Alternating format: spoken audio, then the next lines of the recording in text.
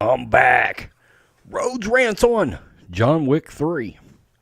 That's right. The third in the continuation of the John Wick saga. Parabellum. For full disclosure, I first saw a John Wick film less than 24 hours ago. That's right. I had never seen any of them. 8 p.m. last night, I watched the first one. Normally, I go to bed by about 8:30 because I'm an early riser.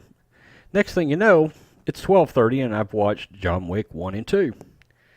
11 a.m. this morning, I am watching John Wick 3. For full disclosure, I need to tell you, I believe this is a historically fantastic film franchise. The film is directed by Chad Stahelski, okay? And I believe he directed the first two as well. And it falls, the first one sees a mobster's son steal a car from John Wick and kill his dog that was given to him from his just deceased wife. That dog killing scene ripped my guts out, and from that point on, I was hoping John Wick would seek and destroy everybody in sight, and he did. And that destruction continues into the third film.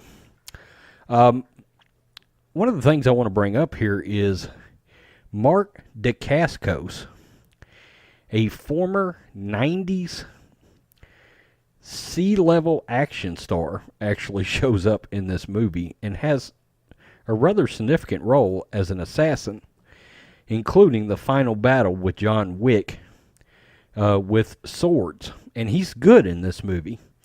I can't remember the film that he was in. I think it was called Only the Strong back in the 90s. And before that, he'd been mainly in just-to-video movies. So it's odd that he shows up in this flick. This movie, as with all of them, has A-plus level fight choreography, A-plus level visual style. I used to think Keanu Reeves will go down in history. His historic performances will be as Neo in the Matrix trilogy. I'm wrong. It's John Wick. In fact, the Matrix was his training to get ready to play this role. This will be the definitive role of Keanu Reeves' life. John Wick, what started as a $20 million action film in a first movie, by the way, has knocked Avengers Endgame out of the number one spot at the box office, and this movie is going to gross nearly $60 million. Pretty wild. His plot weaves its way around, including hooking up with Halle Berry, and there's about a 25-minute arc with Halle and her two dogs.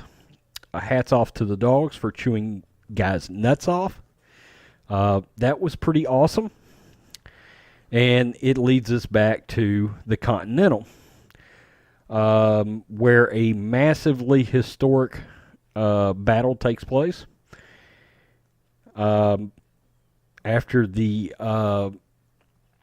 Continental loses its privileges with the High Table. Eventually, I'm not going to spoil this, okay? Right now, I haven't given you anything that you can't see the movie and will ruin it for you, okay? I don't like doing non-spoiler reviews, but I am going to attempt it here. All I can tell you about John Wick 3 is if you have seen John Wick 1 and 2, John Wick 3 is phenomenal, okay? You're going to love it. You're not going to be let down by it. It's going to just slide right into the John Wick trilogy so you can sit down and have your John Wick marathon. And also, I will allow that it is amazing that these movies have gotten made in the current state of Hollywood, where they have sort of devalued great action films, the ones from the 80s and the 90s that we sort of grew up loving. John Wick is a 2019 version of these old great action movies that we loved growing up. Sure, they've updated the movies to fit the visual stylings of today, but it's got the same heart and spirit of those films. John Wick shoots so many people in the head over these three movies, it is unbelievable. It pulls no fucking punches whatsoever. It is a Tyrannosaurus fucking erection, 4-alarm fucking fire for 7 hours across 3 films. There's no apologies. It's balls out. No political correctness. Pure revenge for 3 movies. Revenge, motivation, tactical destruction. If you miss action movies of yesteryear, this is your trilogy. And no, I don't know what you are doing. Will you say hi? Daddy's boy. Okay, sorry about that. Bear. That is Bear, one of my rescues. I'm not reshooting this. One day I will look at that and laugh my ass off. So, John Wick 3. It's a fantastic movie. If you enjoyed the first 2, I recommend that you run, not walk to the theater and see this. If I had a scale of 1 to 5 rating system, this would get a 7.